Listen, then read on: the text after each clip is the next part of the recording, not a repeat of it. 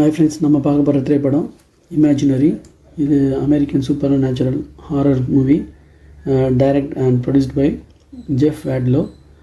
இந்த படத்தோட கதைன்னு பார்த்திங்கன்னா, ஒரு சின்ன வயசில் இருந்த வீட்டுக்கு ஒரு லேடி போவாங்க.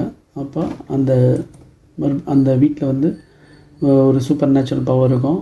அதை வந்து எப்படி அவங்க எதிர்கொள்கிறாங்கன்றது தான் படத்தோட கதை. இன்னும் தெளிவாக சொல்லணும்னு பார்த்திங்கன்னா,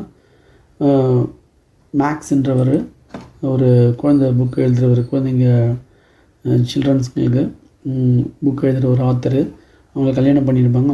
அவருக்கு ஏற்கனவே 2 பசங்க இருக்கும், 2 பொண்ணுங்க இருக்கும்.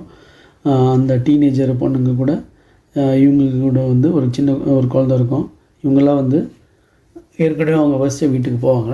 அப்போ அந்த வீட்டுக்கு பேஸ்மெண்ட்டில் பார்த்திங்கன்னா ஒரு பொம்மை கிடைக்கும், சான்சி. அந்த கரடி பொம்மை, டெட் பொம்மை இருக்குது, வந்து சான்சின்னு பேர் வச்சுருப்பாங்க. ஸோ அந்த பொம்மைக்கு வர சூப்பர் நேச்சுரல், அப்புறம் அந்த பொண்ணோட ஹீரோயினோட அப்பாவுக்கு வந்து பார்த்திங்கன்னா ஒரு மனநோய் இருக்கும். அதாவது அந்த ஸ்பைடர் மாதிரி இது பண்ணுற மனநோய் இருக்கும். ஸோ அவர் ஃபஸ்ட் எடுத்தோடனே அந்த கனவு மாதிரி வந்து எப்போவுமே வர படத்தில் கனவு மாதிரி காட்டுவாங்க. பயந்து எழுந்துக்கிற மாதிரி ஒரு ஸ்பைடர் வந்து சாவடிக்கிற மாதிரி, அவங்க அப்பா வந்து ஸ்பைடர் ஆகி சாவடிக்கிற மாதிரி. இதே வந்து பார்த்திங்கன்னா ஒரு சீனாக அப்படியே மூவ் பண்ணி போவாங்க. அந்த வீட்டிலேருந்து அந்த ஒரு பையன் வருவான், அந்த பொண்ணோட லவருக்கு. அவன் வந்து அந்த பியரை வந்து அந்த சான்ஸின்ற பொம்மையை வந்து ஃபஸ்ட்டு பாத்ரூமில் பார்த்து அதை திருத்திட்டே வரும்.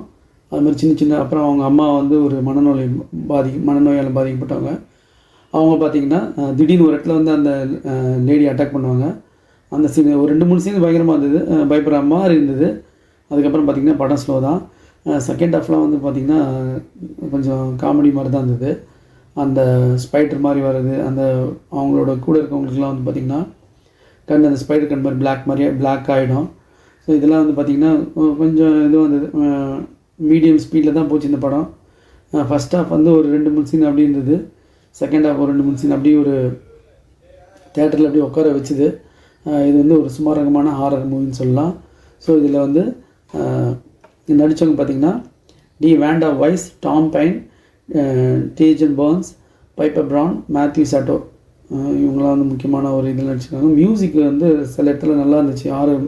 ஹாரர் மியூசிக்ன்ற ஒரு படத்தில் வர இதுக்கு ரீசனபிளாக இருந்தது. ஸ்பார்க்ஸ் அண்ட் ஷேடோஸ்ன்றவர் பண்ணியிருக்காரு. ஸோ இந்த படம் வந்து சுமார் ரகமான ஒரு பேய் படம்னு சொல்லலாம், ஹாரர் படம் சொல்லலாம். பேய் படம் இல்லை, ஹாரர் படம்னு சொல்லலாம். சூப்பர் நேச்சுரல் வச்சு இது வந்து ஒரு போர் அடித்தா பார்க்கலாம் ஃப்ரெண்ட்ஸ். பேய் பட ரசிகர்கள்லாம் ஒரு வாட்டி பார்க்கலாம். அந்த மாதிரியான படம் தான். நம்ப முடியாத மாதிரி இருக்குது. இருந்தாலும் வந்து 2-3 சீனில் வந்து மிரட்டினது உண்மை தான். என்ஜாய் பண்ணுங்கள். Thanks friends.